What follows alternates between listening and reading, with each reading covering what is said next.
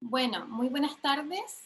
En nombre del Magíster en Gestión Empresarial MBA de la Universidad Técnica Federico Santa María, les damos una cordial bienvenida al webinar titulado Estrategia Chile 5.0, llamado a la acción. Este segundo ciclo de conferencias se enmarca en la celebración de los 20 años que está cumpliendo el programa, impartido por primera vez en el año 2000. Estrategia Chile 5.0, llamado a la acción, integra 5 conferencias directamente relacionadas a los 17 Objetivos de Desarrollo Sostenible ODS, propuestos por las Naciones Unidas, los que sin duda ya están siendo la base de la evolución de las empresas. Es por esto que a través de estas actividades se busca incorporar estos objetivos en la formación de nuestros profesionales, de manera que el liderazgo que deban tener en dirección a las empresas esté basado en una sociedad de oportunidades. Es por esto que esta actividad reconoce los Objetivos de Desarrollo Sostenible como pilares básicos de una sociedad 5.0 y específicamente hoy abordaremos la temática medio ambiente, centrándonos en las perspectivas de vida, agua, energía, clima y ecosistema. Mencionamos que esta actividad se hace posible gracias al apoyo de la Asociación de Graduados del programa MBA-USM. A continuación, saludamos a las autoridades académicas que nos están acompañando esta tarde, también a los estudiantes, graduados, profesores, funcionarios y a la comunidad externa presentes en esta transmisión. Anunciamos también que todas las preguntas referentes a la conferencia las pueden realizar a través del chat activado en la plataforma Zoom y algunas de ellas serán contestadas en vivo por nuestros conferencistas. Para dar inicio a esta actividad, dejamos con ustedes al director del programa MBA-USM, al doctor Hugo Osorio. Adelante, profesor Hugo. Muchas gracias, Victoria. Como siempre, muy agradecido de que estemos en este webinar y saludar en primer lugar a todas las autoridades que nos acompañan. También saludar a nuestros alumnos, exalumnos y funcionarios del programa MBA y a toda la comunidad universitaria y el público que se nos está uniendo, ¿cierto?, a la distancia de manera virtual en tiempo real. Este es un segundo ciclo muy importante para nuestro MBA de la Universidad Técnica Federico Santa María.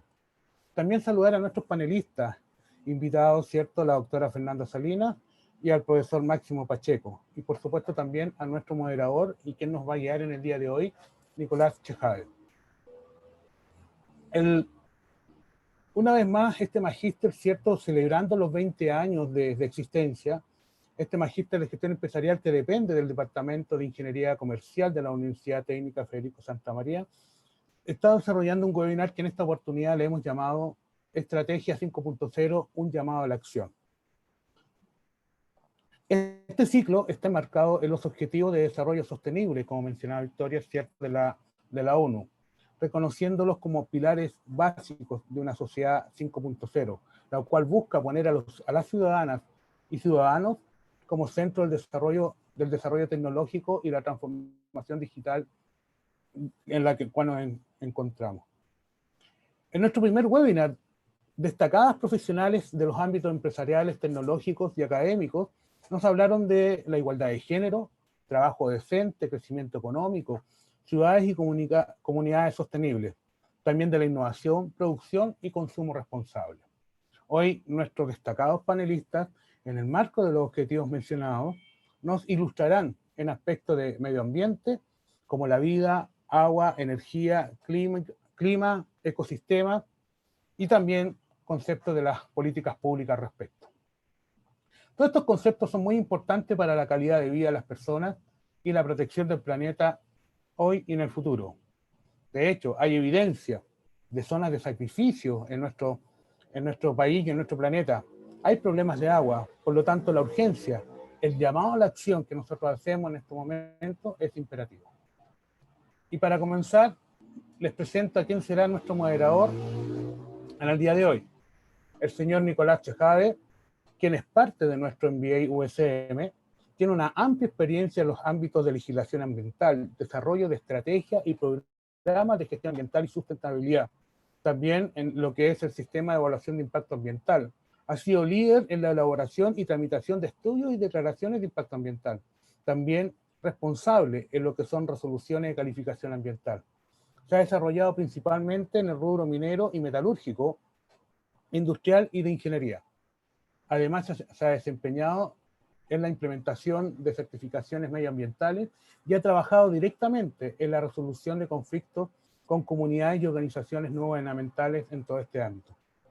Nuestro moderador, Nicolás, será el encargado, además de presentar a nuestros destacados panelistas en el día de hoy, y también ayudará a canalizar las preguntas que la audiencia le haga a nuestros invitados.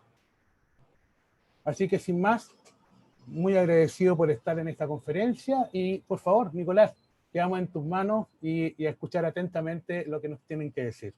Muchas gracias. Muchas gracias, director.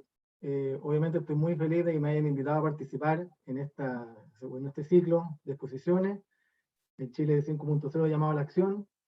¿Por qué le pusimos este nombre? Porque hoy día hemos escuchado hablar de la cuarta revolución industrial o del Chile 4.0 y hoy día queremos hacer acciones concretas y por eso le hemos puesto un número más, que es el 5.0.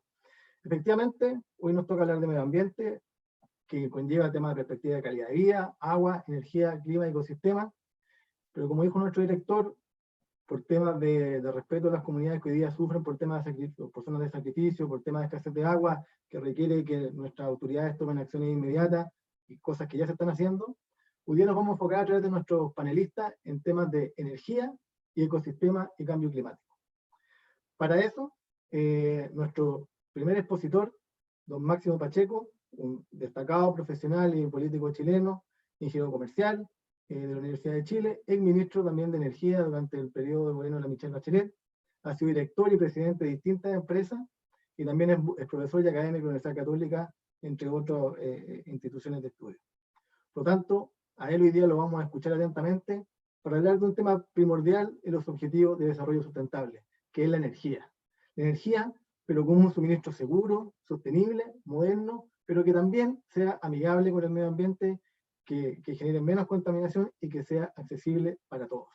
Por lo tanto, hoy día, don Máximo, que ya ha participado recientemente en algunos escritos respecto de la empresa chilena 4.0, lo vamos a desafiar para que nos cuente un poco cómo nos acercamos a este Chile 5.0 y cómo ve él las acciones que tenemos que hacer hoy, proyectándonos en el futuro para cumplir con nuestro objetivo de desarrollo sostenible que ya están suscritos en Chile desde el año 2015. Por tanto, con esta introducción, dejo con usted a don Máximo Pacheco Mate para que nos haga su presentación respecto a los temas que están planteados. Muchas gracias.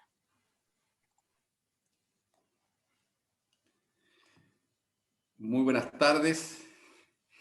Un gusto estar acá y muchas gracias por esta invitación y por esta oportunidad de compartir con la comunidad del MBA de la Universidad Técnica Federico Santa María, con la cual me unen varios años y muchas iniciativas conjuntas desde el periodo que me tocó ser ministro de Energía. Hoy día lo que me he planteado conforme a lo que me pidió el director y los organizadores de este webinar es reflexionar con ustedes sobre lo que es la contribución de energía a una estrategia Chile 5.0. Las preguntas que se me hizo fue ¿qué queremos como país y cómo conseguirlo? Entonces el punto de partida es decirle que este es un ejercicio de lo que ahí mismo se mencionó de las 3 N, Now, New, Next, pero el Now lo pongo ahora con minúscula, el New, que es lo nuevo, en mayúscula, y el Next, que es lo próximo, también con mayúscula. Este es claramente un ejercicio complejo de hacer, qué queremos como país, cómo conseguirlo, porque estamos en un mundo, como lo definió Zygmunt Bauman, el filósofo polaco-británico muy destacado, definió que el mundo en que vivimos es un mundo VICA, es un mundo volátil, incierto, complejo y ambiguo. Entonces responder estas preguntas lo hago con esas limitaciones, las limitaciones de dar alguna orientación en un mundo que tiene esas características de incertidumbre. Lo que me propongo hacer no va a ser un ejercicio tecnocrático. No traje modelos, ni ecuaciones, ni formulaciones matemáticas, sino que quiero justamente llamar la atención de la importancia que tiene que este ejercicio de pensar en los desafíos económicos del crecimiento con protección ambiental sea, digamos, básicamente un trabajo multidisciplinario y relacionado con los objetivos de desarrollo sostenible de las Naciones Unidas. ¿Qué es lo que es el crecimiento sostenible? En este mundo lleno de gente, 7.600 millones de personas, 9 veces más de lo que éramos hace 250 años cuando se inició la revolución industrial. Este mundo lleno de gente, desigual y degradado en lo ambiental, considero que el crecimiento sostenible es el mayor desafío que tenemos como generación. El desarrollo sostenible se inició como concepto, como formulación en el Club de Roma, la década 70, 1970, cuando se hablaba de los límites de crecimiento, y se sostenía que el crecimiento sostenible era aquel desarrollo que consigue satisfacer las necesidades del presente sin comprometer la capacidad de las futuras generaciones de satisfacer sus propias necesidades. Así lo estableció la Comisión Brundtland el año 1987. Pero esto fue evolucionando como concepto. El crecimiento sostenible se fue haciendo un concepto más sofisticado y hemos avanzado para que el año 2002, en la Cumbre Mundial del Desarrollo Sostenible, se planteara que este crecimiento era una aproximación holística que integra los 3 componentes del desarrollo sostenible, que son el desarrollo económico, el desarrollo social y la protección ambiental, como pilares interdependientes y de mutuo refuerzo. Fue así que el año 2012, 8 años atrás, cuando se cumplían los 20 años de la Cumbre de Río, se sacó una declaración muy dramática y un llamado de atención muy potente, a decir, no podemos renunciar. El mundo que queremos es el mundo del crecimiento sostenible. ¿Cuáles son los requisitos del crecimiento sostenible? En mi opinión, y esto lo hago para darle un contexto a lo que vamos a discutir hoy día y conversar hoy día, los requisitos del crecimiento sostenible son la prosperidad económica, por de pronto, la inclusión y cohesión social, la sustentabilidad ambiental y la buena gobernanza pública y privada. Sin esos 4 requisitos, prosperidad económica, inclusión y cohesión social, sustentabilidad ambiental y buena gobernanza pública y privada, no podemos formular una política o un plan de crecimiento sostenible. El punto de partida de mi reflexión con ustedes hoy día es que el bien común y el interés público existen. Y creo que todos vamos a estar de acuerdo en esa afirmación. El bien común existe. Entonces, el tema del crecimiento no es algo que se pueda expresar solo en una tasa, sino en una dirección. En algún momento se escuchó decir que lo que importa es el crecimiento y el resto es música. Yo creo que esa reflexión es un enfoque equivocado, primero porque los músicos no se sintieron muy bien tratados por esto, pero en segundo lugar porque no es verdad que lo único que importa sea el crecimiento. Es el crecimiento sostenible lo que verdaderamente importa. Y entonces tenemos que ser capaces de identificar un crecimiento económico sostenible, inclusivo y conducido por la innovación. Rediseñar los mercados para producir crecimiento que entregue valor público. Valor público que significa satisfacer las demandas que tiene la gente. Así como en las empresas existe una creación de valor privado, probablemente los estudiantes del MBA lo han estudiado y en profundidad, también en la gestión pública existe la creación de valor público. Cómo se satisfacen las demandas de la gente y de qué manera realmente la gente siente que el Estado está haciendo bien su pega, en materia de eficiencia, eficacia, transparencia. Y al final llega el reconocimiento de la gente de que aquí hay valor en lo que se ha hecho.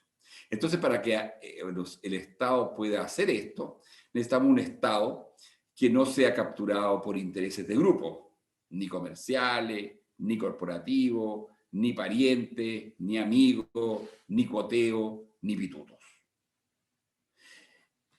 El bien común existe, y entonces la pregunta siguiente que uno se hace, y esto también lo traigo como una introducción a la discusión, es bueno, ¿y quién va a representar el bien común?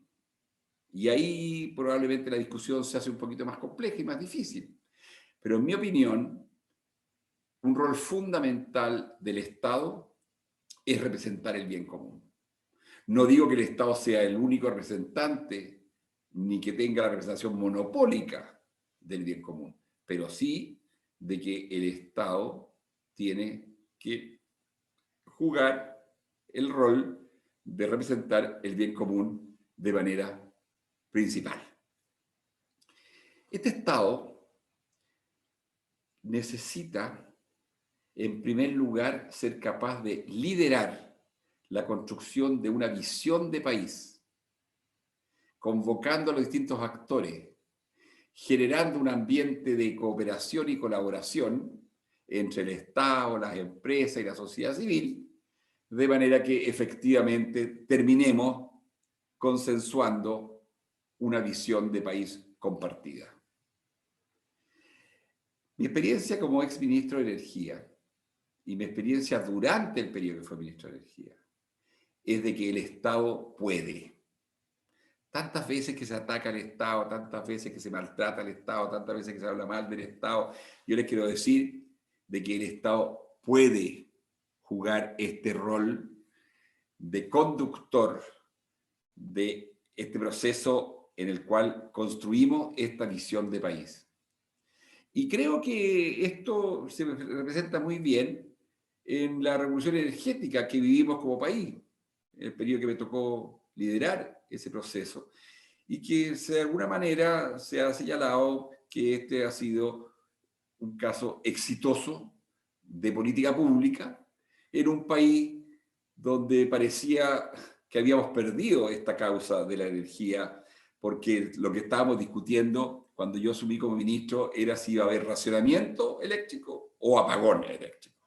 Y la verdad es que después de que el Estado se asumió su rol de conductor de esta discusión y se hizo la agenda de energía y se hizo la estrategia, digamos, de energía 2050, fuimos capaces de mostrar un camino y los distintos actores, las empresas, los académicos, la sociedad civil, los movimientos ambientalistas, ecologistas, etcétera, se unieron detrás de un cierto objetivo.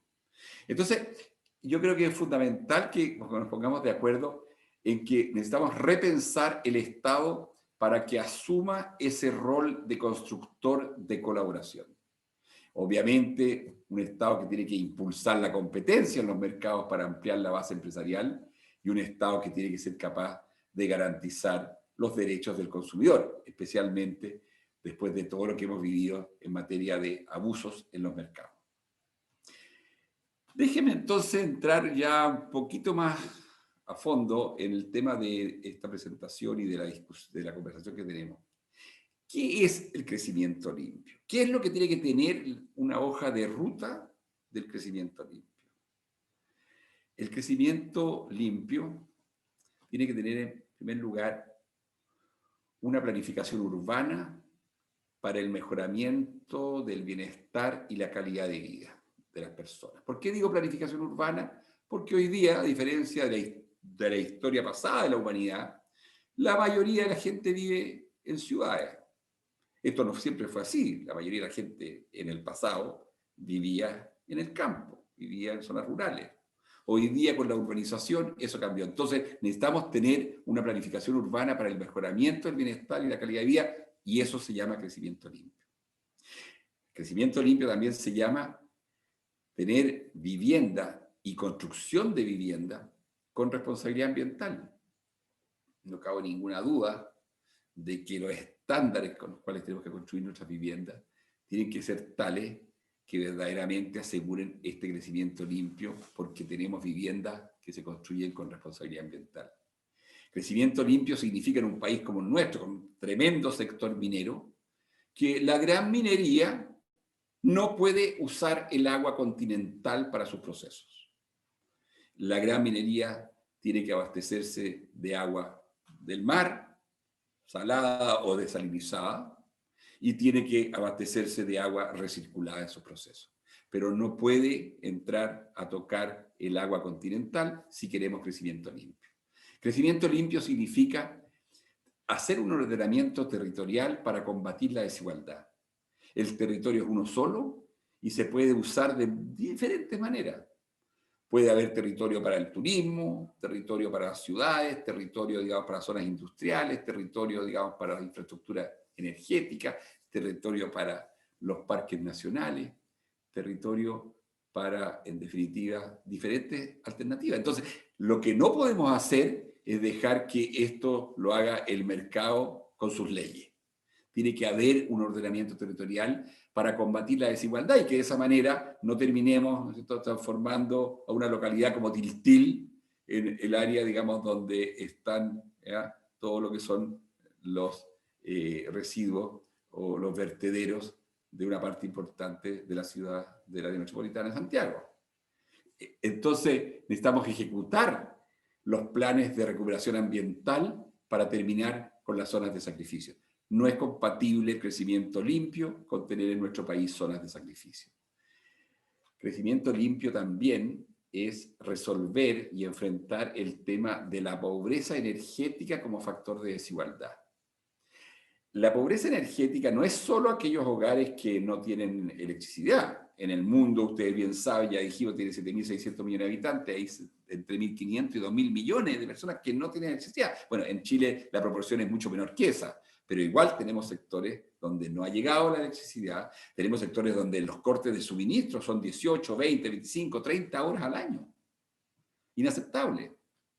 Tenemos zonas, digamos, del país donde la calefacción y la cocina es con leña verde, con una combustión en equipamiento inadecuado, que genera una tremenda contaminación ambiental, pero también un tremendo impacto a la salud de los hogares, especialmente los niños, con enfermedades broncopulmonares. Crecimiento limpio es tener un sistema educacional para la eficiencia energética y desarrollar una cultura para la eficiencia energética. Crecimiento limpio es tener un sector pesquero con defensa del borde costero. Crecimiento limpio al final es construir un país descentralizado para dinamizar nuestra matriz productiva. Nosotros no vamos a hacer un país de crecimiento limpio, un país de crecimiento sostenible, un país que verdaderamente salga de la situación de estancamiento económico en que estamos, si no diversificamos nuestra matriz productiva, si no la hacemos de mayor complejidad económica, como se señala, y que en definitiva significa que no solamente podemos generar una matriz productiva más compleja, sino que además empleos que son de mayor productividad y, como se ha señalado en el seminario anterior, empleos decentes. ¿Cuáles son entonces las prioridades? Y con esto termino, que yo veo para el sector de energía en esta hoja de ruta que tenemos que definir, en esta invitación que se me ha hecho para que yo pueda de alguna manera señalar cuáles son los puntos o claves que tenemos que mover.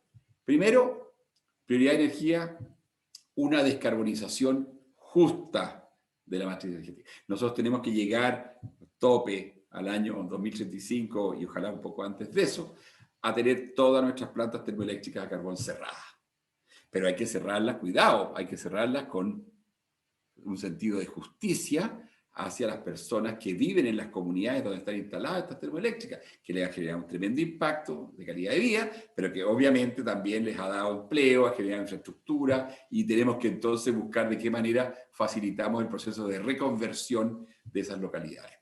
Una segunda prioridad de energía, enfrentar el tema de la pobreza energética como factor de desigualdad, ya he hablado de eso. Una tercera prioridad de energía es enfrentar el tema de la sequía producto del calentamiento global y del cambio climático. Somos un país con más de 3.000 kilómetros de costa. Somos un país donde tenemos agua de mar ya en 3.000 kilómetros y a distancias que son entre 100 y 200 kilómetros del resto del país, porque es un país angosto. Entonces nosotros tenemos que proceder a construir una infraestructura de desalinización de agua para enfrentar la sequía. Sabemos que el 70% del consumo de agua, digamos, es para agricultura. Tenemos que resolver el tema de la agricultura con agua desalinizada. Tenemos que resolver el tema de los procesos industriales con agua desalinizada y tenemos que liberar el agua para que sea una prioridad en el consumo humano, porque obviamente es mucho más difícil el proceso de consumir agua desalinizada para el consumo humano. Pero la desalinización de agua para enfrentar la sequía es una prioridad del sector energético y que lo puede hacer con un tremendo proyecto que reúna al sector de energía con el sector hídrico. El hidrógeno verde como proyecto estratégico es una cuarta prioridad. Sabemos perfectamente que estamos terminando con la era fósil, sabemos que tenemos, digamos, un potencial enorme para producir hidrógeno verde, producto de los bajos costos con los cuales nosotros producimos energía. Pero no es suficiente porque el hidrógeno verde no es solo costo de producción, también es almacenamiento, también es transporte, estamos lejos del resto de las localidades consumidoras de hidrógeno verde en el mundo, por lo tanto, una parte menor de eso será para nuestro propio consumo, pero mucho va a ser para mercados que están distantes de Chile. Una prioridad de energía es aumentar el gasto de investigación y desarrollo en nuestro país. No puede ser que nosotros como país seamos un país con este bajísimo nivel de innovación. Somos un país poco innovador y somos poco innovador principalmente porque gastamos muy poco en investigación y desarrollo. Y esto es un esfuerzo que tiene que hacer el sector privado y el sector público. Y déjenme decirlo con todas sus letras. Me parece increíble, inaceptable. No es propio de un país que está tratando de enfrentar este desafío el que tengamos hace ya más de 2 años $200 millones en una cuenta corriente depositada producto del acuerdo que se llegó entre el litio, digamos, y la Corfo, y que ese proyecto del Instituto de Tecnologías Limpias, que está llamado a una licitación para ver quién se lo adjudica, que se han presentado 3 consorcios, que está listo ahí con las propuestas en el escritorio, con la plata en el banco, y no se toma la decisión de señalar quién es el que ganó esa licitación para que se eche a andar ese gran esfuerzo de investigación y desarrollo, donde entre otras universidades participa la Universidad Técnico Federico Santa María. Entonces yo quiero decirlo con todas sus letras, el señor Terraza, vicepresidente de Corfo, y el Consejo de Ministros de Corfo tiene la obligación de no seguir postergando esto, sino que realmente enfrentar esto como una prioridad. La educación técnico-profesional para la eficiencia energética es una gran tarea de energía. Necesitamos seguir reforzando la educación técnico-profesional del país y puede hacer una tremenda contribución a la energía, integrando, articulando a la empresa privada y a la empresa pública con el sector de la educación técnico-profesional. La electromovilidad en minería y el transporte público es una gran prioridad de energía. Vamos a tener un país con más electromovilidad porque el mundo va a ser más electromóvil, pero nosotros tenemos que partir en 2 lugares, en la minería y en el transporte público. Tenemos como prioridad para energía poner fin al oligopolio de la distribución eléctrica.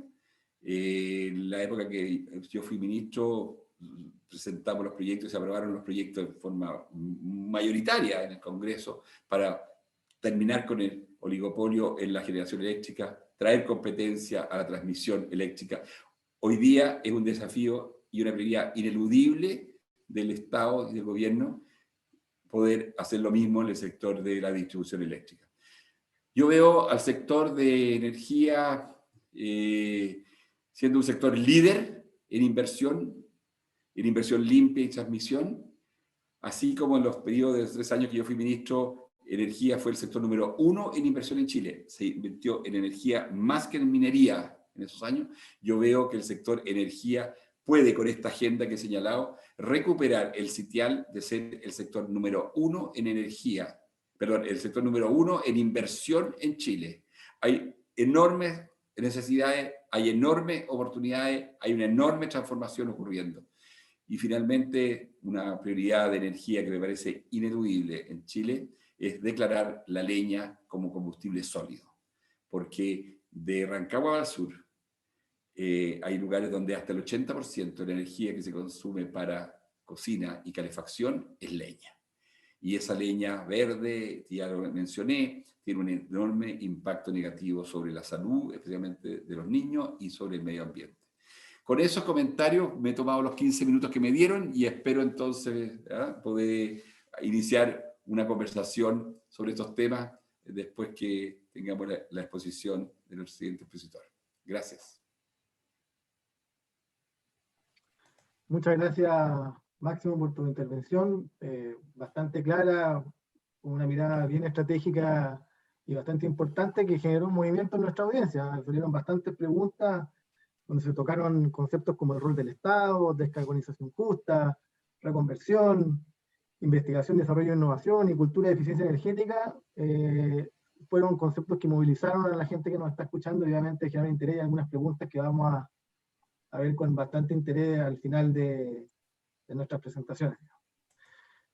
Siguiendo con nuestra conferencia y con nuestro programa, nos toca conversar ahora con nuestra doctora María Fernanda Salinas, ella es doctora en Ciencias, convencional en Ecología y Biología Evolutiva de la Universidad de Chile, tiene posgrado también en el Departamento de Ciencias Ecológicas de la Universidad Católica, es investigadora, profesora de sostenibilidad también, en la Facultad de Ciencias Físicas y Matemáticas de la Universidad de Chile, también es diseñadora en permacultura, agricultura urbana, y es consejera de la Sociedad de Ecología de Chile en el Consejo de Política Forestal.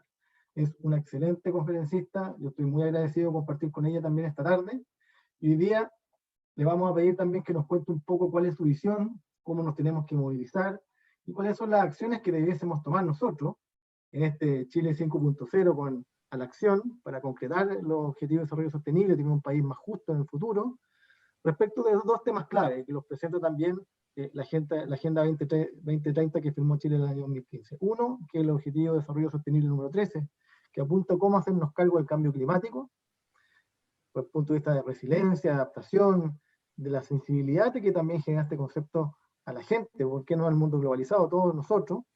Y algo que está íntimamente relacionado, como es el Objetivo de Desarrollo Sostenible número 15, que tiene que ver cómo cuidamos y cómo nos hacemos cargo de los ecosistemas terrestres.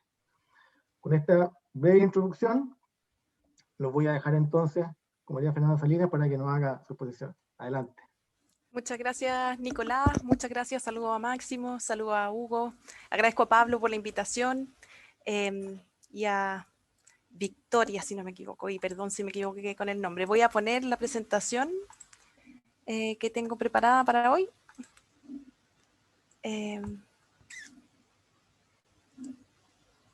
Y ustedes me dicen si se... A ver. Ahí se ve perfecto. Ahí se ve perfecto. Muchas gracias. Bueno, hoy día, como nos contaba Nicolás, quiero hablarles sobre clima y ecosistemas. Quiero hacer un diagnóstico, plantear los desafíos y cuáles son las acciones que deberíamos realizar.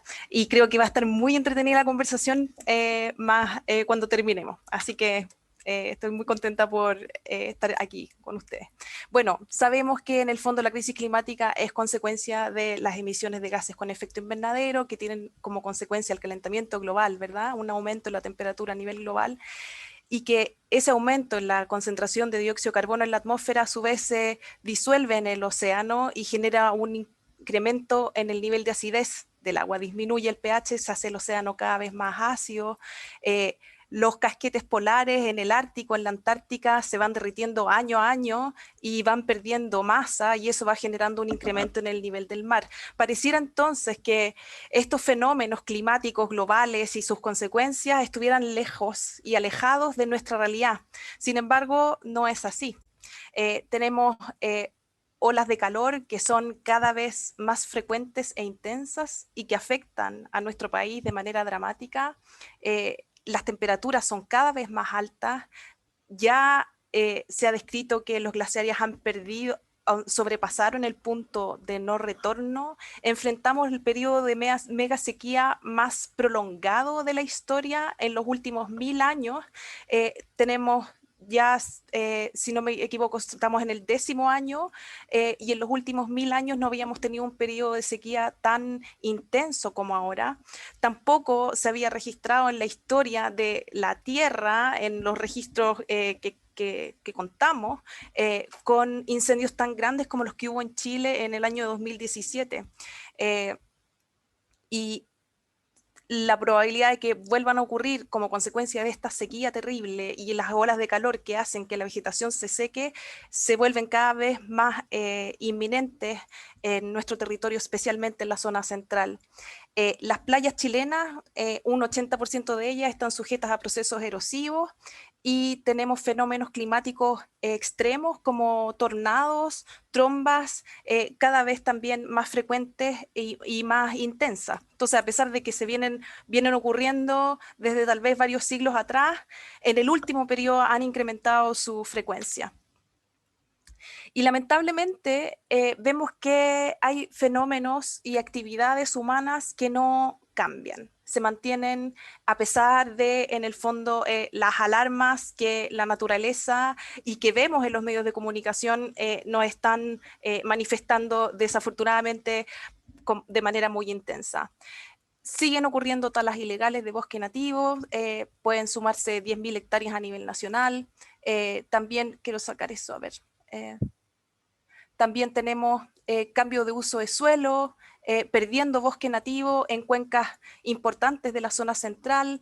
Tenemos un gobierno, desafortunadamente, y un servicio de evaluación ambiental que defiende a una minera en Magallanes que busca explotar el carbón como fuente de energía, una energía que es fósil, que fue utilizada de manera abundante en el siglo XVIII en la Revolución Industrial, y queremos continuar explotando esa fuente energética en el siglo XXI, a pesar de que tenemos zonas tremendamente contaminadas por el uso de termoeléctricas, a pesar de que mi compañero nos contaba de que en el fondo había que usar agua desalada para continuar con un modelo de explotación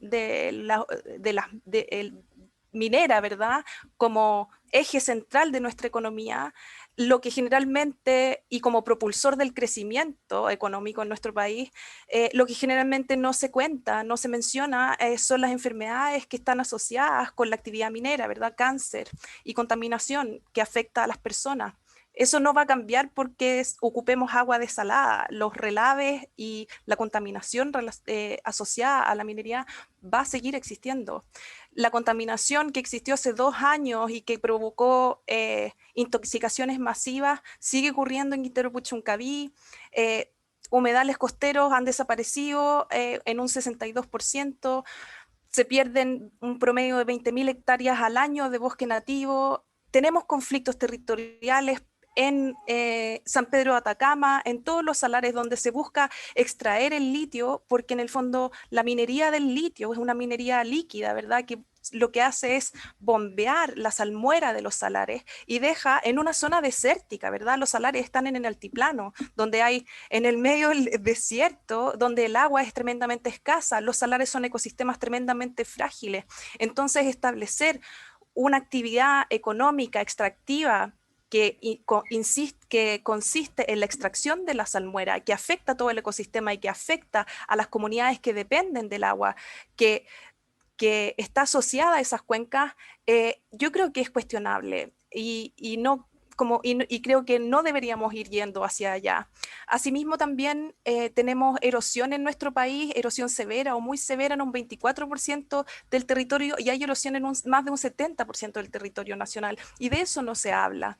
Tenemos un organismo público-privado que es la CONAF, que ha realizado planes de manejo que permiten la deforestación completa de cerros para establecer en zonas que están sujetas a la mega sequía plantaciones de paltos, o de cítricos o de nogales para exportar. No es una actividad que busque el sustento de las familias, que busque alimentar a los habitantes de los territorios, es una actividad enfocada en generar un negocio con alto nivel de rentabilidad y que busca, en el fondo, son productos de lujo que se van a Francia, Alemania, a China, y que están generando un impacto tremendo en los territorios.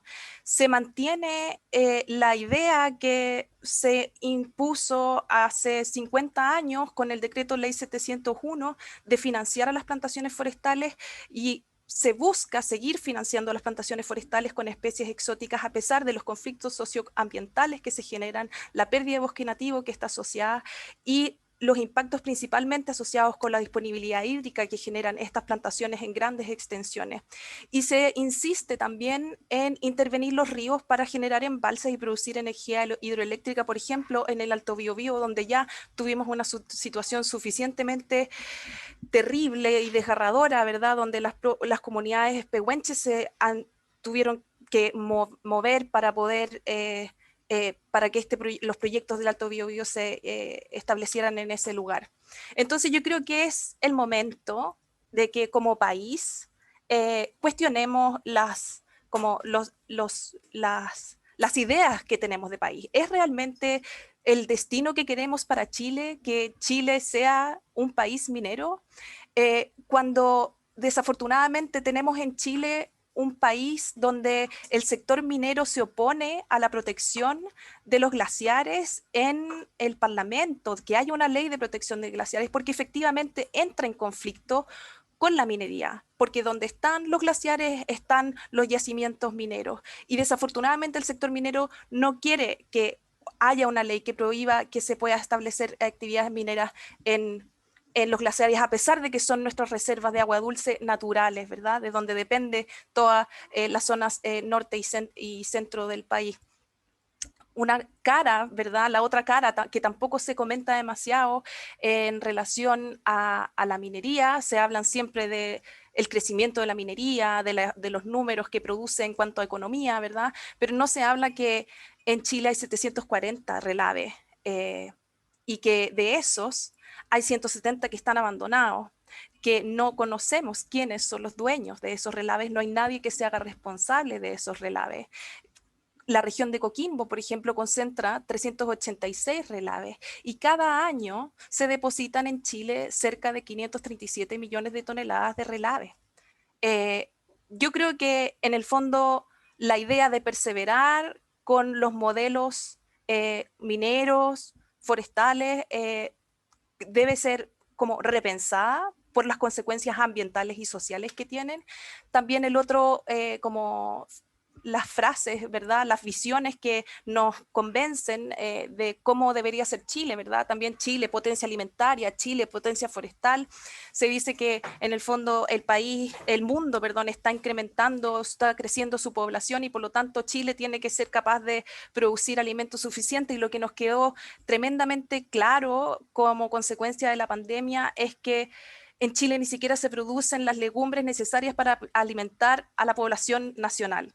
Entonces tenemos que comprar lentejas a Canadá, garbanzos a Argentina, y estamos dependiendo de otros países cuando en Chile tenemos todas las posibilidades de poder producir los alimentos que necesitamos para satisfacer nuestras necesidades. También la industria del salmón y todas estas industrias que están de salmones, de litio, de vino, de nueces, paltas, mejillones, jibias y limones frescos han presentado récords en exportaciones, pero tienen implicancias ambientales que son tremendas y que no son consideradas. Con las paltas en particular, en Petorca en particular y en toda la zona central se ha generado mayor visibilización de las consecuencias dramáticas que están asociadas a ese producto en particular, porque se acaparan el agua, no existe otra forma de decirlo, se acaparan el agua y dejan sin agua a las comunidades, a la gente se le mueren los animales y no tiene una forma de subsistencia. Las salmoneras generan también enormes contaminaciones en los fondos oceánicos, en todos los lugares donde se establecen y desafortunadamente afectan todo el medio marino. La pesca de la jibia, que funciona con arrastre, también destruye todo el fondo marino. Entonces yo creo que estas ideas Chile, potencia alimentaria y forestal, Chile, país minero, debemos cuestionarlas, debemos repensarlas, porque realmente tenemos que pensar otra forma de vivir. Porque no podemos desatender que nuestras actividades como personas, nuestras actividades económicas afectan a la naturaleza, y nosotros al afectar a la naturaleza también y con nuestras actividades generamos emisiones que pueden favorecer y como que se agrave el cambio climático. Entonces, nuestra actividad es tremendamente relevante porque por un lado podemos como acentuar los efectos del cambio climático, agravarlos y acelerarlos, pero por el otro lado, al destruir la naturaleza y generar más emisiones cada vez, pero a la vez por otro lado podemos disminuir nuestras emisiones y preocuparnos de restaurar la naturaleza para poder volver a tener agua disponible para todos, ¿verdad? Restablecer los ecosistemas naturales que nos generan los medios de vida que nos sostienen. Y súper interesante que Máximo comentara al principio sobre él hablaba de crecimiento sostenible. En general hay una diferencia, ¿verdad?, entre crecimiento y desarrollo sostenible. El desarrollo sostenible, a diferencia del crecimiento, en el fondo busca como el bienestar de las personas, ¿verdad? Y no apunta exclusivamente al crecimiento sostenible. Y efectivamente, como él comentaba antes, con el informe de Brundtland, se entendía el desarrollo sostenible como un balance entre el cuidado de la sociedad, el desarrollo económico y la naturaleza. Y sin embargo, últimamente lo que se viene entendiendo es que en el fondo la sociedad, toda la sociedad del mundo, se sostiene en la naturaleza y es la sociedad la que es capaz de sostener la economía, y no al revés. Y entonces quienes deben guiar las decisiones no debe ser la economía. Últimamente también con la pandemia veíamos muchas expresiones de economistas principalmente que decían no podemos dejar morir la economía, pero en verdad yo creo que a quien debemos no dejar morir es a las personas, ¿verdad? No puede ser que las personas mueran a causa de la economía, y eso es lo que pasa, y en el fondo ahora con la pandemia quedó muy de manifiesto, y creo que en el fondo lo que nosotros deberíamos hacer es que nuestras decisiones cuiden la naturaleza y cuiden a la sociedad, y que se desarrollen actividades económicas que estén dentro de esos límites, ¿verdad? Los límites de crecimiento que habla Máximo también, y que ella es Donella Meadows, ella es la autora del libro Límites al Crecimiento, porque en el fondo lo que ella hace es reconocer que el crecimiento económico no es infinito en un planeta finito, y también reconoce que finalmente en la base de nuestro bienestar está la naturaleza, y que nuestro trabajo y nuestra riqueza son medios y fines intermedios al fin último, que es nuestro bienestar, y que por lo tanto nuestras decisiones deben estar orientadas a mejorar a mejorar nuestro bienestar, nuestra felicidad, nuestra armonía, nuestro sentido de identidad, de satisfacción, de autoestima, de autorrealización, el sentido de comunidad, de trascendencia y de iluminación. Todo eso está soportado en la base en la naturaleza. Sin la naturaleza es imposible que tengamos bienestar, porque no hay, todo lo que nos rodea es en último término naturaleza. Y ella es también es miembro del Club de Roma, era una de las miembros del Club de Roma. Y entonces cuando pensamos un proyecto, por ejemplo, y queremos saber si es un proyecto que es sostenible o no, lo que podemos hacer no es solo fijarnos en qué objetivos de desarrollo sostenible está contribuyendo, sino más bien creo que para que un proyecto sea realmente sostenible, no tiene que afectar de manera negativa ninguno de los objetivos de desarrollo sostenible. Es como la base, ¿verdad? Todo esto no puede afectar negativamente. Entonces, por ejemplo, vemos que si la actividad minera afecta de manera negativa el agua limpia,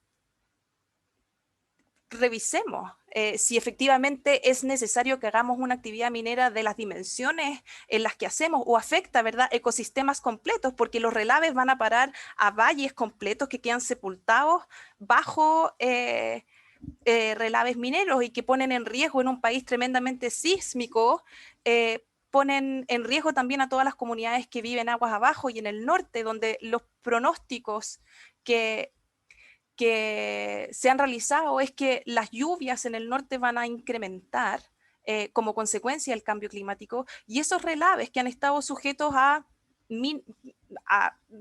mínimas precipitaciones, eventualmente van a estar sujetos a más precipitaciones más seguido y que van a poner en riesgo a las comunidades que están aguas abajo.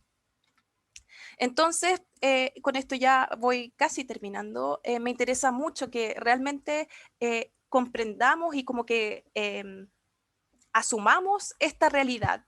La sociedad depende de la naturaleza y la economía es una actividad que desarrollamos y debemos cuidar a nuestra sociedad y a la naturaleza que nos sostiene. Y la interfase que hay entre la naturaleza y las personas son los paisajes, ¿ya?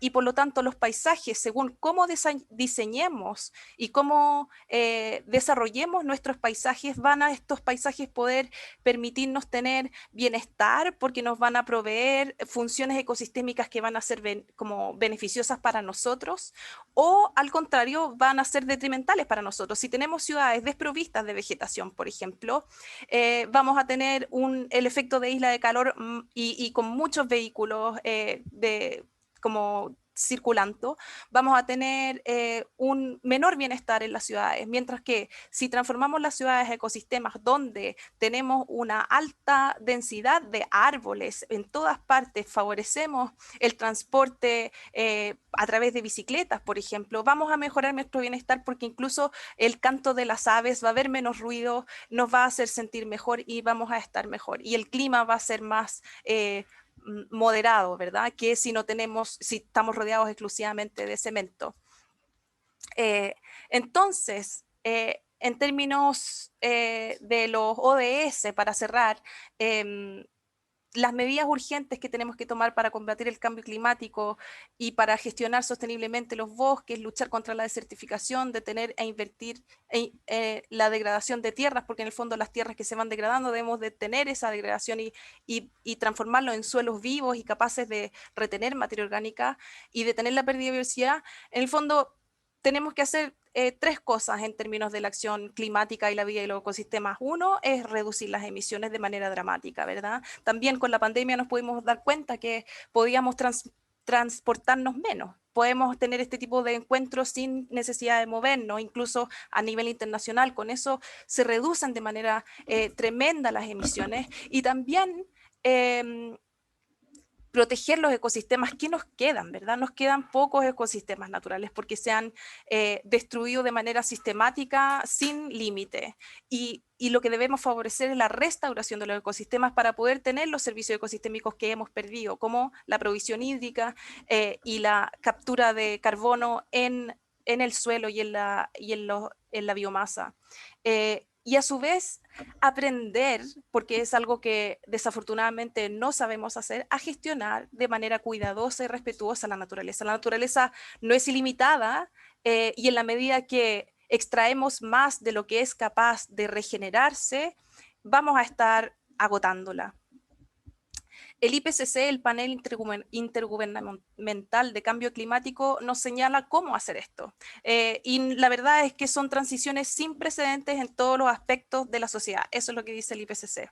No estoy inventándolo yo, lo dicen ellos, yo lo tomo, lo asumo y realmente creo que es fundamental. Por eso cuestiono que se busque perseverar en actividades que a mí me parecen que no son sostenibles, ¿verdad? Que son las que mencioné anteriormente. Entonces, en energía, ¿verdad? Reducir, más que, o sea, es reducir el consumo de energía. Hay mucha energía que se pierde, ¿verdad? Que se desperdicia. El uso de la tierra, se van expandiendo y expandiendo y expandiendo los cultivos agrícolas, sin embargo, se pierde 1/3 de los alimentos que se producen en el mundo. Los ecosistemas naturales se van degradando porque no se manejan de una manera adecuada. Las zonas urbanas se diseñan por el mercado, son las inmobiliarias las que definen cómo son las zonas urbanas y arrasan con humedales, arrasan con áreas que deberían ser protegidas y no buscan el bienestar de las personas, sino que buscan desafortunadamente como solo mejorar las utilidades. Las construcciones también pueden ser muy diferentes y la industria también tiene que transformarse en algo que yo creo que es lo que debería inspirarnos, ¿verdad? Las industrias pueden transformarse a ser tan complejas como la naturaleza. En la naturaleza no hay desechos, el flujo de energía es lo más eficiente que puede ser, está regenerándose de manera espontánea, de manera natural, de manera permanente, y ese es nuestro desafío, entender cómo funciona la naturaleza, aprender de ella, observarla, respetarla, aprender de ella y inspirarnos y inspirar nuestras sociedades en los sistemas naturales, porque en el fondo los sistemas naturales ecológicos han existido y han evolucionado en coherencia por millones de años y de alguna manera nosotros perdimos esa conexión con esos ecosistemas y con esa forma de desenvolvernos en el entorno. Así que yo creo que es lo que deberíamos recuperar. Muchas gracias.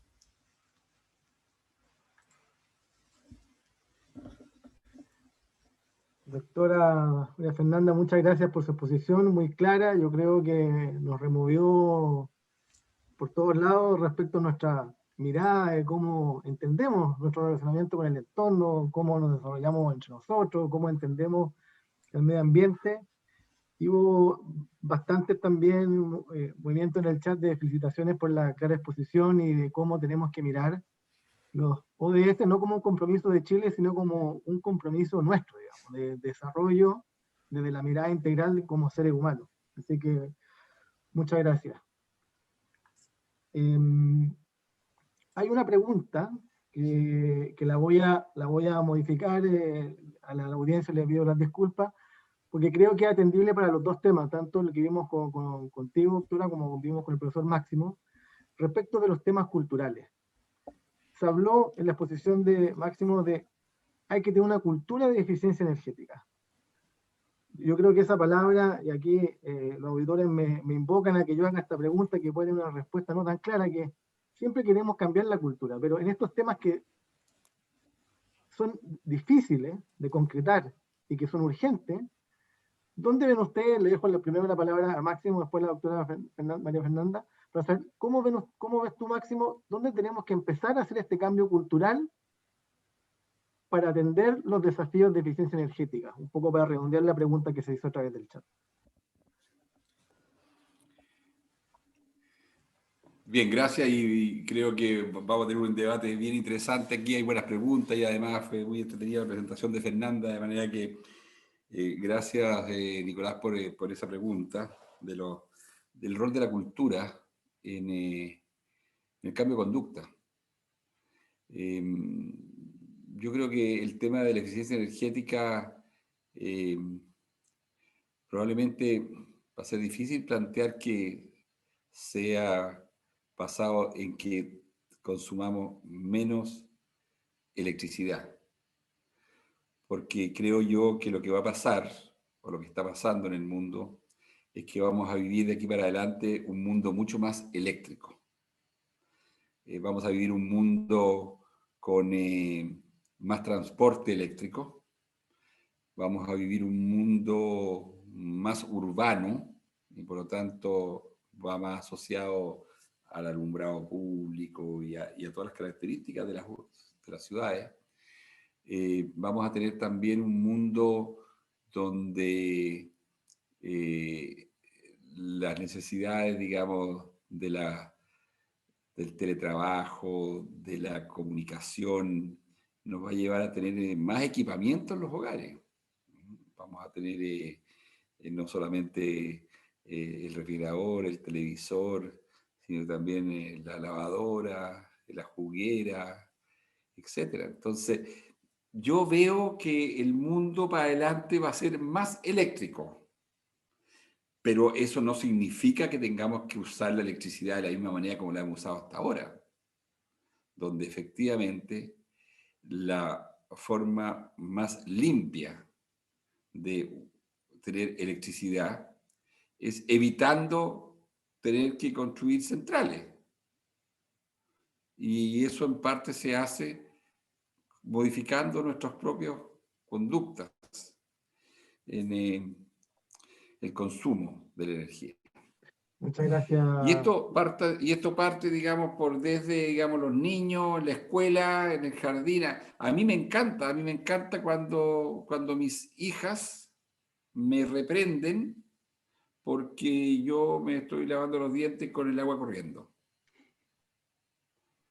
Y me encanta cuando mis hijas me reprenden cuando uno deja, digamos, el televisor encendido, como yo también reprendo a mis nietos cuando abren el refrigerador y lo dejan abierto.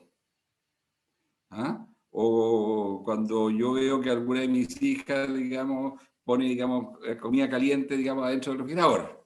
¿Ah? Entonces, bueno, yo creo que tenemos que modificar eso, pero también a nivel industrial y a nivel de procesos industriales, tenemos tremendas oportunidades de usar de manera distinta la energía. Y claro, y a lo mejor estos proyectos para los ingenieros que quieren pensar en grandes proyectos no son tan sexy, ¿eh? Porque es mucho más sexy, digamos, que uno le encargue el desarrollo de un gran proyecto. En cambio, ver cómo se usa en un proceso determinado mejor la electricidad para que tenga, digamos, un uso más eficiente, efectivamente está lleno de detallitos. Entonces yo creo que aquí tenemos que realmente entender que aquí no hay una bala de plata y tenemos que tocar todas las generaciones y a todos los agentes. Hay que hacer proyectos cortos pero eficaces, Máximo. Ese es un poco el mensaje, ¿no? Y por sobre todo cuidando los recursos, porque la verdad es que, mira, aquí hay un dato que es increíble. La revolución industrial comenzó hace 250 años. Y yo decía, hace 250 años nosotros éramos 800 millones de habitantes y hoy día somos 7 millones 6. O sea, hemos multiplicado la población por 9. Pero ojo, nosotros hoy día tenemos una producción de bienes y servicios 200 veces mayor que la que teníamos hace 250 años. O sea, le estamos exigiendo al planeta y estamos entrando con un nivel de estrés al planeta, que bueno, que Fernanda lo ha descrito, digamos, con varios de los indicadores. Lo describió claro, por eso que en los desarrollos, en el objetivo de desarrollo sustentable, sobre todo en energía, el 7, se habla de duplicar, multiplicar la capacidad energética, darle acceso a la gente a la energía, porque obviamente la necesita, pero que sea en el contexto de eficiencia energética segura, sostenible y moderna. Yo creo que tú diste algunos tips respecto de que hay que pensar también en cosas cotidianas que también tienen resultados positivos. Ahora, María Fernanda, para preguntarte de nuevo a ti el tema de la cultura. Fuiste bastante crítica respecto de que está bien, porque yo creo que para los cambios hay que sacarse la venda y hay que mirar las cosas de manera distinta también. En ese sentido, dado que tenemos que tomar acciones, porque hoy día, aparte de también estas conversatorios que estamos teniendo, es qué hacemos para cumplir con los objetivos de desarrollo sostenible. ¿Cómo ves tú, viendo también el concepto de cultura, qué crees tú que a nivel educacional o cultural tendríamos que hacer, o cómo hacerlo, cuál es una primera idea, para cambiar tanto los modelos que tenemos hoy como el relacionamiento tanto a nivel de país, con el entorno, porque hoy día lo que tú planteas no es un cambio en 90, es un cambio en 180 grados, digamos, no es fácil. Y yo creo que un poco también lo que nos invita a esta conversación es el desafío de poner nuestra idea de cómo hacerlo. Entonces, ¿cómo ves tú, cómo se podría hacer esa transición cultural, educacional, para que nos miremos y miremos el entorno de forma distinta? Súper interesante la pregunta, muchas gracias. Los ecosistemas naturales en general son como autosuficientes. Entonces, por ejemplo, hay un concepto en ecología que es el de hábitat. En el hábitat, un ser vivo encuentra todo lo que necesita para vivir. Y en la medida en que nosotros somos capaces de generar hábitats en los espacios en los que habitamos, nosotros como que nuestros propios lugares se transformen en hábitats, donde nosotros podamos efectivamente encontrar todo lo que necesitamos para vivir y no a costa de destruir otro lugar, ¿verdad? El hábitat de otra persona, porque en el fondo eso es lo que pasa. No queremos hacer eso, creo yo, que en el fondo no estamos apuntando a los objetivos de desarrollo sostenible si mi disminución en emisiones va a depender de la destrucción del salar de Atacama, de San Pedro de Atacama. No es justo. para las comunidades que viven allá. Entonces, ¿cómo yo puedo generar la energía que necesito en el territorio en el que yo vivo? Y ahí, en el fondo, llegamos al concepto de autosuficiencia. Autosuficiencia a nivel territorial. Y entonces desaparecen esos proyectos gigantes macro, que en general son muy vistosos y que tienen enormes costos energéticos, y nos transformamos en algo mucho más pequeñito, ¿verdad? El árbol no tiene solo una hoja gigante, tiene un montón de hojitas pequeñas, y con eso alimenta toda la biomasa que tiene, todas las raíces que ni siquiera vemos por debajo, y tiene todo el ecosistema de bacterias, microorganismos por debajo de la tierra ahí como asociados, ¿verdad? Entonces, pasar de lo macro a lo micro creo que es fundamental, y eso también me interesa comentar un concepto que en este espacio creo que es especialmente interesante. Ecología deriva de dos conceptos: oikos, que es casa, y logos, que es el estudio. Entonces la ecología es el estudio de la casa.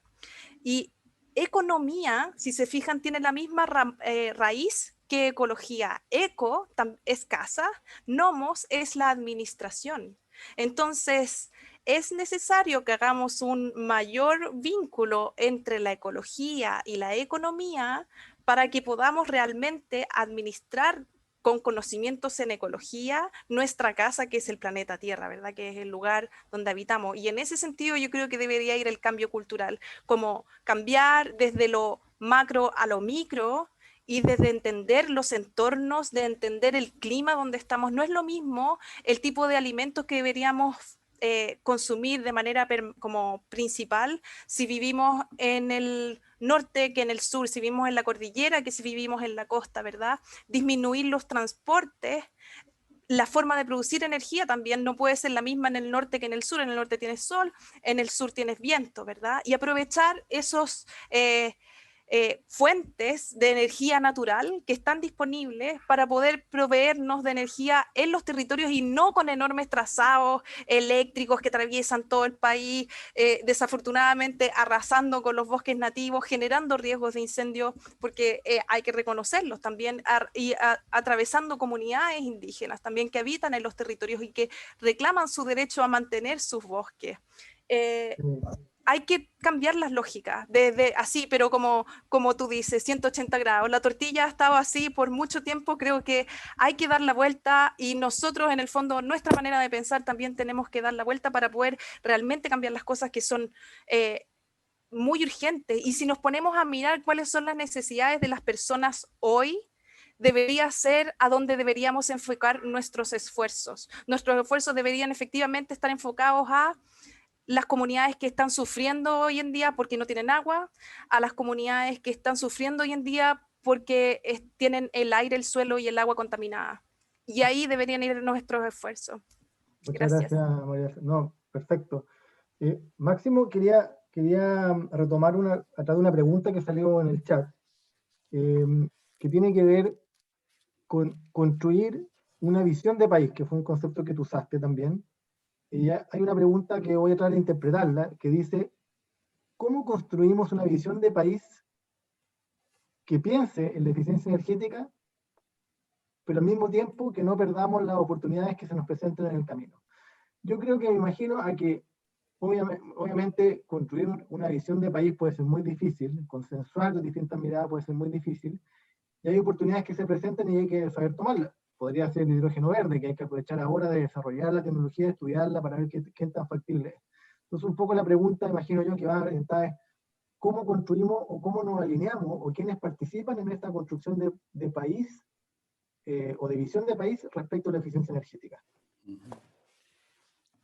Sí, mira, yo creo que muchas veces se ha planteado esta idea de que tenemos como seres humanos, como sociedad, un dilema entre crecer o desarrollarnos y cuidar el medio ambiente. Y yo creo que eso ya está pasado de moda, eso ya es añejo. Yo estoy convencido de que nosotros hoy día hemos generado tal nivel de estrés para el planeta, que lo que está en discusión no es si el planeta va a sobrevivir o no. El planeta va a sobrevivir. Aquí lo que no está claro, y la pregunta que está todavía por verse, es si los seres humanos vamos a ser capaces de sobrevivir en el planeta. Porque claro, si hemos aumentado en 200 veces la cantidad de producción de bienes y servicios en 250 años, cuando la población ha aumentado 9 veces, entonces uno dice, bueno, ¿qué es lo que está agotado aquí? Aquí está agotado esta idea de que uno puede desarrollarse sin cuidar el medio ambiente. Yo creo que hoy día ya está completamente y definitivamente claro de que el único tipo de desarrollo, y en eso le concedo el punto a Fernanda, cuando usted hablé un poquito de crecimiento sostenible, yo estoy de acuerdo que es el desarrollo sostenible, y el tipo de desarrollo es con protección ambiental. Y esta idea de que hacer las cosas con protección ambiental limita el desarrollo, no es verdad. Tenemos que, obviamente, hacer las cosas de otra manera. Tenemos que buscar fórmulas distintas. Pero que se puede hacer, se puede hacer. Entonces, no nos quedemos pegados a la idea de que vamos a sacrificar desarrollo porque vamos a cuidar el medio ambiente. Es decir, el desarrollo, yo traté de explicarlo, digamos, requiere no solamente, digamos, que haya, digamos, crecimiento y que haya, digamos, alguna, básicamente, capacidad, digamos, de prosperidad económica, sino que también requiere, digamos, inclusión, cohesión social, sustentabilidad ambiental y buena gobernanza pública y privada. Entonces, vuelvo a la pregunta, ¿cómo se hace esto? O sea, nosotros tenemos que saber que tenemos que decir, queremos eso, no queremos otra cosa. Queremos estar seguros de que vamos a seguir progresando, vamos a seguir garantizando que las personas, digamos, ya puedan tener bienestar, calidad de vida. Y eso se hace perfectamente compatible con las oportunidades que nos presenta, digamos, un modelo de desarrollo con protección ambiental. Yo no veo dilema ahí y creo que aquellos que traten de construir un dilema nos están llevando por un mal camino. Y además son los menos, porque yo creo que ya la humanidad ya como que sintonizó con esto. Yo estoy de acuerdo contigo. De hecho, yo creo que esta conferencia también apunta que nos estamos haciendo cargo de aquello que no, de lo cual no se ha hecho eco antes, digamos. Y un poco tomando esa reflexión que acabas de hacer, quería a la doctora hacerle una pregunta o una reflexión respecto de que esto que parece tan obvio respecto del respeto, del cuidado del medio ambiente, respecto de que obviamente es necesario cuidar nuestra casa, digamos, y que nosotros hemos sido protagonistas, hemos firmado acuerdos internacionales, nos hemos suscrito a los ODS, la Agenda 2030, tenemos plazos, tenemos metas, sacamos nuestro plan de eficiencia energética, el plan Minero 2050, hemos hecho miles de declaraciones respecto del cuidado que se requiere en el medio ambiente y de crecer con protección ambiental, como decía Máximo. Pero si lo tenemos tan claro, doctora, ¿dónde crees tú que no hemos hecho la trampa nosotros? ¿En qué nos hemos equivocado? ¿Dónde nos hemos puesto nosotros la barrera para, entendiendo lo que ponías en tu presentación, que efectivamente hay cosas que todavía no logramos equilibrar, porque evidentemente podemos favorecer ciertos procesos que no son tan beneficiosos? Entonces, un poco, ¿cómo ves tú ese dilema con el que estamos viviendo hoy día? Pensando que Chile tiene la oportunidad, y lo ha declarado, perdona que me extienda, en ser líder en energía limpia con esta discusión que se ha tornado ahora del hidrógeno verde, digamos. Entonces, ¿cómo no equivocarnos de nuevo y sí aprovechar la oportunidad? Gracias, Nicolás. Yo creo que como la trampa que tú dices, que me gusta esa palabra, porque de verdad pareciera que hubiera trampa, es cuando yo creo que ocurre cuando efectivamente lo que se quiere hacer y lo que se busca hacer son negocios y no buscar el bienestar para las personas. Entonces tienes, por ejemplo, el fenómeno del hidrógeno verde, que viene con mucha fuerza, apoyado desde el gobierno, con muchos recursos, muchas personas trabajando en esto, y si te fijas, está orientado principalmente para que Chile se transforme en un productor de hidrógeno verde y que lo venda a otros países, y que sirva para abastecer a la minería principalmente. Entonces, no es para el bienestar de las personas, no es para el bienestar de los habitantes en los territorios de Chile, sino que es un negocio más. Lo mismo con las plantaciones forestales, desafortunadamente, que se meten a, como una figura para mitigar las emisiones de gases con efecto invernadero, sin embargo generan una tremenda cantidad de impactos ambientales y sociales y conflictos tremendos, y también tienen apoyo a nivel de la política pública, ¿verdad?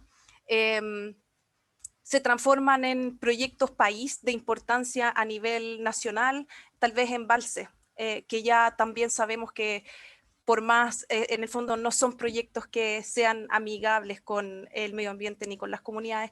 Entonces, efectivamente yo creo que sí hay trampa, y lo que se busca en el fondo es preferir hacer un negocio, y se da la espalda a las comunidades que habitan en los territorios, y generalmente el negocio lo hacen quienes están cercanos a las dinámicas de poder, sin mirar a las personas. Y yo creo que ahí está la importancia de cambiar el foco, ¿verdad? En el fondo solamente vamos a ser realmente honestos como país cuando el Estado mire a las personas y se preocupe efectivamente, como decía Máximo, de otorgar ese bienestar a las personas y no a sus propios amigos, ¿verdad? A las personas que habitan en los territorios. Ese es como el rol del Estado, ¿verdad? Sí, sí. Efectivamente, Máximo tocó el tema del rol del Estado en esta nueva visión de país y crecimiento de protección, digamos. Pero un poco para redondear la discusión, ¿tú no crees que eso sería una buena iniciativa como para hacer un cambio que puede tener un trasfondo a lo mejor distinto, interpretable con lo que tú comentas, pero que de cierta forma genera un beneficio ambiental respecto del menos uso de combustibles fósiles, de una minería que puede tener muchas externalidades, pero que eventualmente podría minimizar algunas? A lo mejor podría ser un primer paso para seguir descubriendo o potenciando iniciativas más amigables con el medio ambiente, y a partir de ahí justificar nuevos desarrollos o explorar otras alternativas. No sé qué opinas. Sí, cuando a mí me dicen ese tipo de cosas, yo me pregunto si a la persona que me lo pregunta, que en este caso eres tú, te iría a vivir a Quintero, o a Puchuncaví, o a Ventana. O si tuvieras obesidad, ¿seguirías comiendo como estás comiendo y que te tiene con las condiciones de obesidad que tienes y que estás a un paso de que te dé un ataque o una diabetes que te hagan que te corten una pierna? ¿Te fijas? Son cosas que es necesario ponerle atajo, no mañana, no pasado, es hoy, ¿verdad? Porque ya estamos tarde. Ya estamos tarde, ya tenemos muchas personas que desafortunadamente han sufrido los efectos de la contaminación, personas que han sufrido los efectos del acaparamiento del agua para producir paltas para mandar a París y Alemania o a China, contaminación en las bahías por las empresas que procesan la celulosa, derrames de los barcos en los puertos, entonces de hidrocarburos. Yo de verdad creo que es necesario parar, mirar y volver a pensar y rediseñar. Y en ese sentido creo que se puede lograr transformar la economía, transformar la sociedad una manera bien radical, pero de verdad tiene que estar en el fondo la voluntad política para que eso ocurra. Tenemos que estar todos convencidos de que en el fondo vamos a dejar el discurso de la competencia y vamos a empezar a colaborar y vamos a entendernos como una sociedad que busca vivir en armonía en el entorno en el que vivimos, y dejamos de competir para sacar la tajada de mayor tamaño. Sí, estoy de acuerdo. Oye, respecto a eso mismo, un tema que los dos tocaron es respecto a la planificación y el ordenamiento territorial, que es un tema que obviamente tenemos un ejemplo, tuviste un ejemplo, doctora, recién respecto al tema de la quinta región, de zonas que están afectadas. ¿Cómo relevamos este tema hoy en día en la discusión? Muchas veces hablaba de la planificación y el ordenamiento territorial, que es importante, pero ¿qué tenemos que hacer? ¿Cómo lo posicionamos como un eje articulador respecto de las actividades del ser humano en su entorno, digamos? ¿Cómo lo posicionamos? ¿Cómo lo relevamos? ¿Cómo lo hacemos importante y lo hacemos gravitante a la hora de decidir o no respecto de ciertas actividades? dejo la palabra para los dos, digamos. No sé si Máximo Sí, gracias. Mira, yo creo que efectivamente aquí tenemos un temazo, porque nosotros hemos vivido durante ya varias décadas esta idea de que el mercado ordene las cosas, ¿no? Y está súper claro para mí de que el mercado es ciego respecto de muchas cosas. Y voy a enumerar por lo menos 2 o 3, digamos. Primero, al mercado no le interesan los pobres. Al mercado lo que le interesa son la gente que tiene plata y que puede comprar. Y hace cosas para los que pueden comprar, que pueden pagar. Y entonces uno dice, bueno, pero hay gente pobre, ¿no? Sí, pero ese no es mi problema.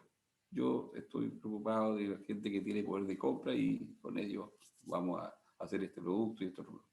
Entonces los que pueden comprar la salud, los que pueden comprar la educación, los que pueden comprar... Y al final se transforma esto en una economía de mercado, ¿ya? Y va dejando fuera gente. Y eso se llama desarrollo sostenible, ¿no? Dejando fuera gente.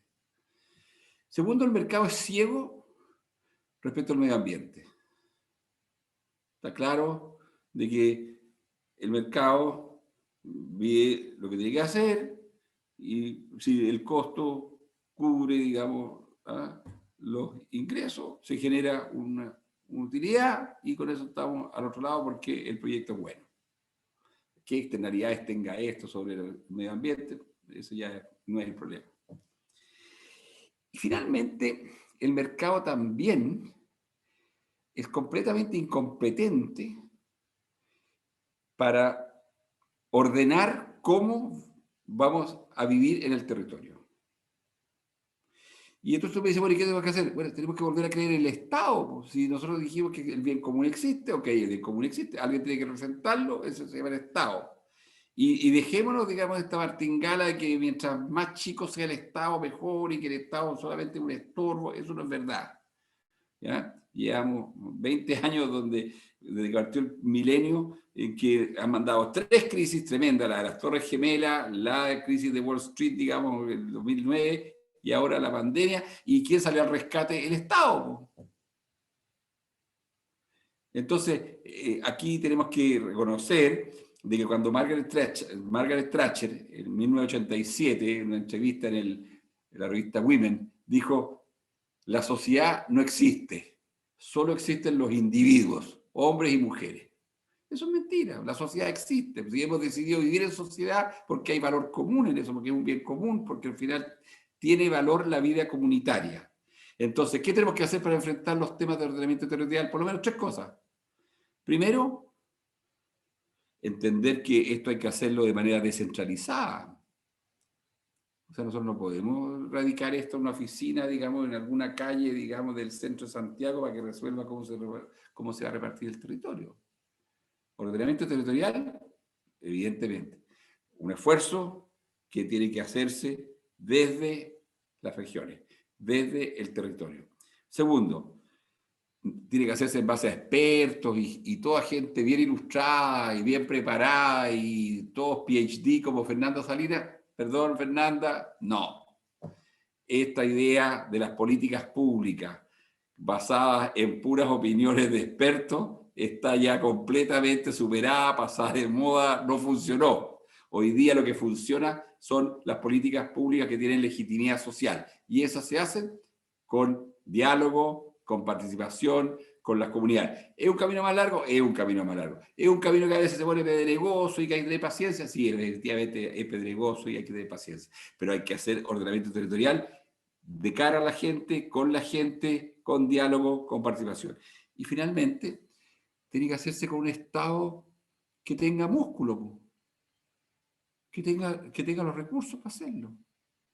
Para que efectivamente tengamos simetría de información, porque muchas veces uno llega a los lugares y quiere hacer ordenamiento territorial y claro, la información está todo en manos, digamos, de las empresas. Y las comunidades no tienen ni los recursos para contratar gente, ni para estudiar los temas, y al final no tienen la información y se construyen fantasmas, se construyen, digamos, ideas muchas veces, digamos, que no tienen que ver con lo que es la realidad. Entonces, yo pondría por lo menos esos 3 elementos para decirte, yo pondría aquí, para hacer un ordenamiento territorial, mis fichas a que tengamos un proceso descentralizado, participativo y donde efectivamente terminemos con esa asimetría de información. ¿Cómo? Poniendo al Estado como garante de que exista una buena información para todas las partes. Muchas gracias, Máximo. María Fernanda, nos quedan unos minutitos para conocer tu opinión respecto a este tema. Me encantó la respuesta de Máximo, estoy absolutamente de acuerdo en todo lo que dijo. Yo creo que no solo a nivel regional, sino también a nivel comunal. Los municipios creo que también tienen esa posibilidad, ¿verdad? De ir definiendo qué es lo que se quiere, hacer a nivel territorial. Es más pequeño el espacio, entonces es más fácil lograr la participación de las personas, hay un diálogo más cercano, ¿verdad? Con las alcaldías, entonces creo que a nivel regional se puede hacer un macro, pero a nivel micro, el nivel de comuna creo que es importante. Los vecinos en general se conocen, entonces es más fácil hacerlo. Y insisto en esta visión de la autosuficiencia que mencionaba antes. A nivel comunal, es que a nivel domiciliario, ¿verdad? A nivel domiciliario deberíamos, como cuando, vuelvo a esa idea del hábitat, ¿verdad? Encontrar todo lo que necesitamos en nuestro entorno, todo lo que necesitamos para vivir, procesar nuestros residuos, producir nuestro alimento, encontrar fuentes de agua, procesar nuestras aguas utilizadas, ¿verdad? Todo eso tiene que realizarse a escala, producir la energía que necesitamos, tiene que ser realizado a escala micro y va creciendo en la medida que va siendo más complejo, pero en la medida que achicamos todo eso y lo ponemos en manos de muchas personas, tenemos mayor seguridad también, ¿verdad? Si a mí me falla un cultivo, el vecino tiene, entonces, y si al vecino le falló otro, yo tengo, entonces vamos como fortaleciendo esa red, es como una red de bacterias, se muere una bacteria, no importa la de al lado ahí, la soporta, ¿verdad? Como los seres vivos en su complejidad son como no concentran todo en uno, sino que dispersan en todo. Eso, muchas gracias. Sí, no, gracias María Fernanda. De hecho, la gente que nos está conectada con nosotros, la audiencia que está conectada por los chats, dice efectivamente, gracias por su idea y sus visiones, nos queda claro que hoy día lo que tenemos que hacer es evaluar proyectos con retorno ambiental, social y económico. Eso que parece ser una buena frase, pero que no siempre se usa, es algo que hoy día se demanda. Pareciera ser que hay consenso, tenemos a María Fernanda del mundo de la investigación también, de los conocimientos más ecosistémicos, a Máximo como profesor, que también ha tenido la experiencia de ser exministro, pero tenemos la misma idea, pareciera ser que no estamos tan alejados de lo que necesitamos o de lo que queremos, y hoy día lo que parece ser que tenemos que ser más responsables también con nuestras propias acciones y no esperar que el de al lado las resuelva. Digamos. Cuando hablamos de Estado, hablamos de nosotros, hablamos de las personas, los que construimos el país. Y tenemos nosotros que resolver cómo queremos que sea nuestro país, cómo queremos integrarnos en este mundo con nuestros vecinos, como decía la doctora, y con nuestro entorno. Efectivamente, parece ser también que hay que atender las realidades a nivel local y regional, no mirarnos como monoproductores de algo, sino que ver las potencialidades en función de lo que nos entrega nuestra geografía, nuestro clima, nuestros recursos naturales, pero también pareciera ser, y quizás tocar este punto, de cómo potenciamos a nuestra gente. Las empresas finalmente son un nombre, pero no son las máquinas, no son los fierros, el Estado tampoco es algo etéreo, son las personas. ¿Cómo tenemos que cultivar las personas? Pareciera ser partir desde cómo nos educamos, cómo generamos nuestros principios, cómo miramos al de al lado, y dejar de vernos también como un recurso, sino también que ver como ejes de desarrollo, y cómo nos movilizamos también en este intercambio cultural. Máximo también lo planteaba, también la doctora, de la investigación, el desarrollo, la innovación, pero desde un punto de vista generoso, cómo nos hacemos parte y cómo todos usamos las mejores prácticas y compartimos el conocimiento. Por ahí parece también que va la clave, y quizás preguntarle a María Fernanda, ¿cómo ha sido tu experiencia desde el punto de vista en el mundo, quizás más de la investigación y de la academia donde te has desarrollado? Si hay apertura, ¿cómo ves tú que se ve la innovación? ¿Hay espacio, hay recursos? ¿Qué nos falta un poco ahí? yo creo que se está haciendo, ¿verdad? Se está haciendo y hay que tener cuidado como de no caer en el greenwashing, ¿verdad? No queremos algo que sea con un lindo nombre, que diga sostenibilidad, que diga verde, queremos que sea auténticamente sostenible, que cuide a las personas y a la naturaleza. Y ese es el desafío. Y en ese sentido yo creo que hay jóvenes que están estudiando, recién egresados, que están como buscando un espacio donde poder insertarse a trabajar y que no lo encuentran, ¿ya? Y ahí está el desafío porque hay que crearlo, ¿ya?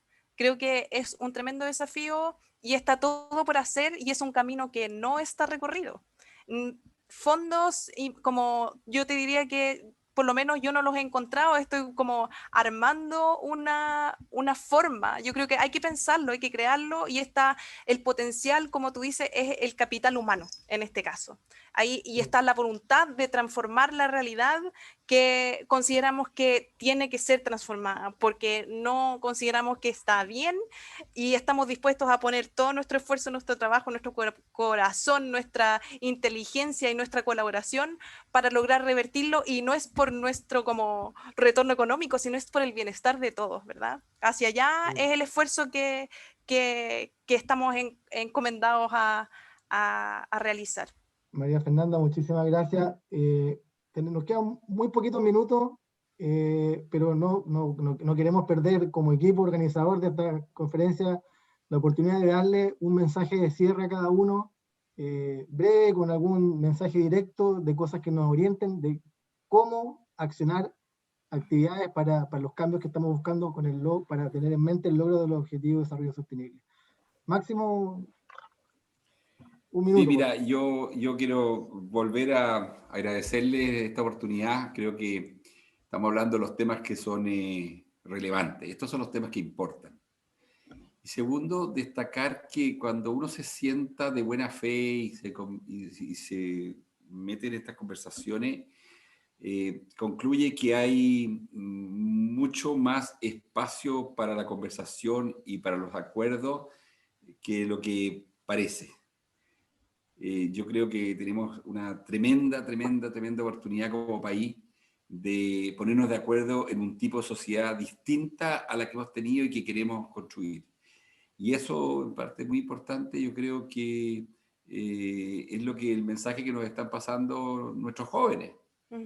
Y yo valoro inmensamente el que ustedes estén haciendo esta discusión, y porque creo que nos da la oportunidad de mostrar que tenemos un camino común que recorrer que es apasionante, que está verdaderamente llamándonos de manera urgente a garantizar un desarrollo con protección ambiental, un desarrollo inclusivo, que no dejemos gente en la vereda ni gente atrás, que seamos capaces de construir el país que hemos hablado hoy día, y que creo que hay muchas buenas condiciones para que lleguemos a puerto con estas ideas.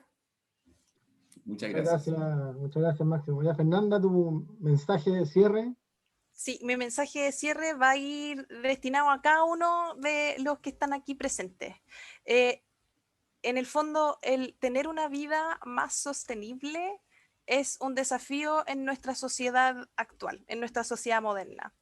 Y es, por lo tanto, un trabajo investigar cómo podemos cada uno de nosotros en nuestra vida cotidiana comenzar a tener una vida más sostenible. No podemos hacer actividades de trabajo, de colaboración, si en nuestra propia vida estamos comprando todo desechable y botando todo al basurero y tenemos unas bolsas de basura gigantescas cada vez que pasa el camión, desperdiciamos el agua, como somos inconscientes en cuanto a los límites planetarios, ¿verdad? Nos compramos ropa de lujo de manera permanente, ¿verdad? O cambiamos el auto, el celular o el computador todo el tiempo. Usemos las cosas hasta que realmente no funcionan, reparémoslas, disminuyamos el consumo y transformémonos a nosotros hacia personas que vivimos en mayor armonía con nuestro entorno, ¿verdad? Preocupémonos de saber de dónde vienen los alimentos que consumimos, de los que nos alimentamos, y quién los produjo, qué es lo qué producto les aplicó, ¿verdad? En el fondo, hagámonos cargo de nuestra propia vida primero, de mantener nuestra propia vida de la manera más sostenible posible. Y eso nos va a ir abriendo como los ojos de todo lo que está alrededor. Esa es mi invitación para todos los que están hoy escuchando. Muchas gracias, Nicolás, y saludos y gracias por la invitación. Muchas gracias, María Fernanda.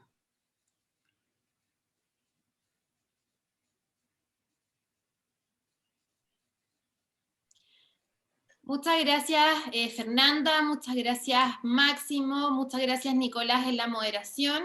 Sabemos que existieron muchas preguntas que en honor al tiempo no pudimos responder, pero ahí las vamos a ver cómo las canalizamos con el equipo MBA, a ver si los panelistas nos pueden ayudar con su respuesta más específica. Les comento